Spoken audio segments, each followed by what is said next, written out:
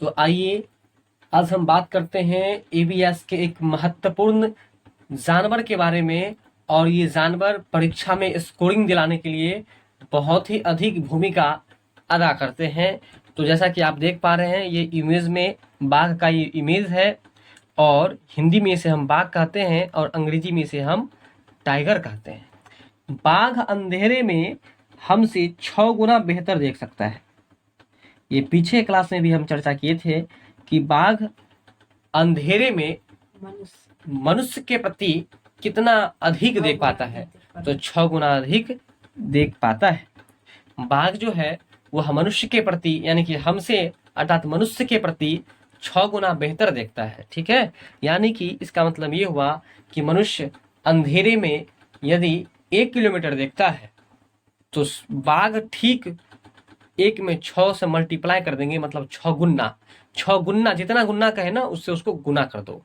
यानी कि मनुष्य 1 किलोमीटर तो बाघ 6 किलोमीटर। मनुष्य 6 किलोमीटर देखेगा तो वह 6 से गुना कर दो 36 किलोमीटर वो देखेगा। यानी कि बाघ जो है अंधेरे में मनुष्य से कितना गुना देखता है? 6 गुना बेहतर देख सकता है। फिर आप बाघ को देख ही रहे हैं। चलिए, बाघ की मूछें, ये देख रहे हैं ना मूछें, बाघ की मूछें हवा में हुए कंपन को भाप लेती है, जिससे उसे शिकार की सही स्थिति का पता आसानी से चल जाता है और इससे वो अंधेरे में रास्ता ढूंढ लेता है।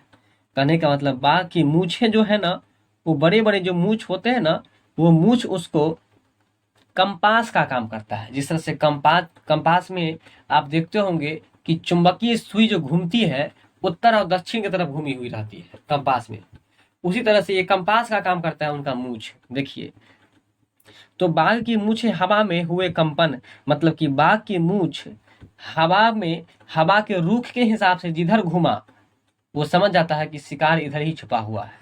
और इतना ही नहीं, यदि उसका मूछ हवा से हिलता है तो समझ जाता है कि अभी कोई शिकारी नहीं है। यदि किसी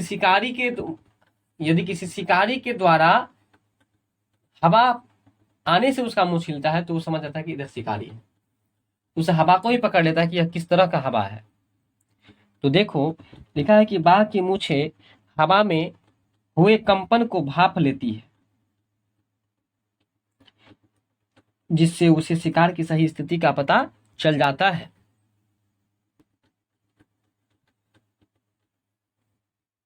यहां तक तो समझ में आ ही गया। सही स्थिति का पता चल पाता है मतलब वो सही जगह पर समझ जाता है कि शिकार यहीं पर है, इसलिए और सही परफेक्ट जगह पर ही पहुंच जाता है वो। अब चलो, और ये अंधेरे में रास्ता ढूंढ लेता है बेचारा, क्योंकि ये 6 गुना अधिक दिखता है। बाघ अपने इलाके में मूत्र करके, कुछ जानवर के बारे में कल भी बताए थे कि जैसे कुत्ता है, बाघ है, शेर है, ये सब मूत्र के माध्यम से, मूत्र के सुगंध से भी समझ जाता है कि हमारे एरिया में शायद दूसरे जगह का बाघ आया है। बाघ अपने इलाके में मूत्र करके अपनी गंध छोड़ता है। बाघ अपने इलाके में मूत्र करके अपना गंध छोड़ता है। और तुम ये कुत्ता में भी देखोगे कि कुत्ता जब कहीं दूर जा रहा होता है ना, तो रास्ते में पेशाब करते हुए जाता है किसी टाट फटक पर। नहीं, वही रीजन है।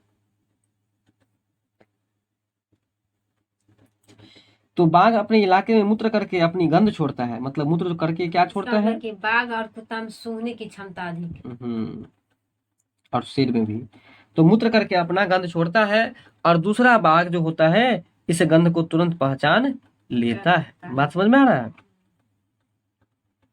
तो बाघ अपने इलाके में, अपने एरिया में मूत्र करके अपनी गंध को छोड़ता है और दूसरा बाघ इससे तुरंत पहुंच जाता है वहां पर, नहीं पहचान करके। बाघ मौके के अनुसार अपनी आवाज बदलता रहता है, तो फायदा नहीं होता। चलो, तो क्या पढ़ रहे थे कि बाघ अपने इलाका में मूत्र करके गंध को छोड़ता चला जाता है और जिससे दूसरा बाघ इसे सूंघ करके आसानी से पहचान लेता है। ठीक है, अब आगे चलते हम लोग। बाघ मौके के अनुसार से वह अपनी आवाज को बदलता रहता है। अब देखो ये कितना चालाक होता है कि बाघ जो है ना मौके के अनुसार से अपनी आवाज बदलता है। अब मान के चलो किसी दंगल में चला गया और उस दिन उसको बहुत भूख लगा हुआ है, इसको भूख लगा हुआ है, यह शिकार खोज रहा है लेकिन मिल नहीं रहा है। तो ये सोचता क्या है, अब मान के चलो कि होता है ना कि किसी जानवर को कोई प्यारा होता है, जैसे कि मान लो कि हम मान लेते हैं हिरन के बारे में। अब हिरन एक दूसरे अपने ग्रुप के लोगों को तो पहचानेगा, जानेगा। मान लो कौवा को कौवा ही बुलाएगा तो ना आएगा। तो मान लो कि या अगर एक हिरन देखा या हिरन नहीं भी देखा, तो हिरन जैसे जो आवाज निकालेगा वो, तो दूसरा तो दूसरा हिरन दौड़ के आ जाएगा। हाँ, बात समझ में आ रहा है? इससे क्या होगा कि उसका शिकार आसानी से पकड़ा जाएगा। तो वही बात है कि ये जो है ना, बाघ के अंदर मौके के अनुसार, अब मान लो कि वहां अगर हिरन की जरूरत नहीं है, उसको बकरी की ही जरूरत है, तो बकरी जैसे वो बोलने लगता है। ये बात है, बाघ मौके के अनुसार अपनी आवाज, इसमें मतलब कुछ जानवर भाषा की क्षमता अधिक होती है। अपनी आवाज बदलता रहता है। बाघ का गुर्राना 3 किलोमीटर दूर तक सुना जा सकता है। ये भी कल पढ़ाए थे कि बाघ का गुर्राना कितने किलोमीटर तक सुना जा सकता है? 3 किलोमीटर तक सुना जा सकता है। ठीक है, चलो। बाघ के दोनों कान बाहर की आवाज इकट्ठा करने के लिए अलग अलग दिशाओं में बहुत ज्यादा घूम भी जाती है। ये भी कल पढ़ाए थे कि बाघ के जो दोनों कान होते हैं, उस दोनों कान में मतलब कि दोनों दिशाओं का आवाज आता रहता है। बता रहा है कि बाघ के दोनों कान बाहर की आवाज इकट्ठा करने के लिए अलग अलग दिशाओं में बहुत ज्यादा घूम भी जाते हैं। कितने कान को देखोगे कि घूम जाता रहता है कान सब। ठीक है ना? जैसे बिल्ली जैसे पूरा कि खड़ा करके अपना सुनता है। हाँ, जैसे कि बैल को भी देखो, कभी कभी कान को जो है ना वो घुमाता रहता है। बाघ के दोनों कान बाहर की आवाज इकट्ठा करने के लिए अलग अलग दिशाओं में बहुत ज्यादा घूम जाती है।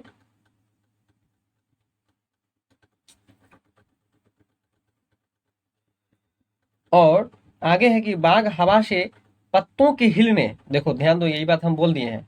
यदि बाघ इतना चालाक है कि यदि हवा से पत्ता हिला और शिकारी की झाड़ियों में हिलने से हुई है आवाज, मतलब अगर कोई मान के चलो शिकार उसका है, मतलब कोई जानवर है, मतलब उसका शिकार जिसको वो खाता है, उस जानवर की झाड़ी, अगर कोई जानवर झाड़ी में अगर आ गया वो उसके कारण से उसका मतलब कि झाड़ी का पत्ता उता हाँ, मतलब मुंह छिला उसका अगर, तो वो उस अंतर को तुरंत भाप लेता है। बात समझ में आया? ये बात बता रहा था। तो ये था बाघ के बारे में। तो साथियों, बाघ के विषय में परीक्षा के दृष्टिकोण से इतना ही महत्वपूर्ण कंटेंट था, जिसे हम सरल और सुगम तरीकों से बताने का प्रयास किए हैं। यदि आपको कुछ भी नया ज्ञान सीखने को मिला हो तो हमारे अगले वीडियो के लिए लाइक, सब्सक्राइब, शेयर और ऑल नोटिफिकेशन पर जरूर क्लिक करें, ताकि हमारी एक एक वीडियो आप तक तुरंत पहुंचे।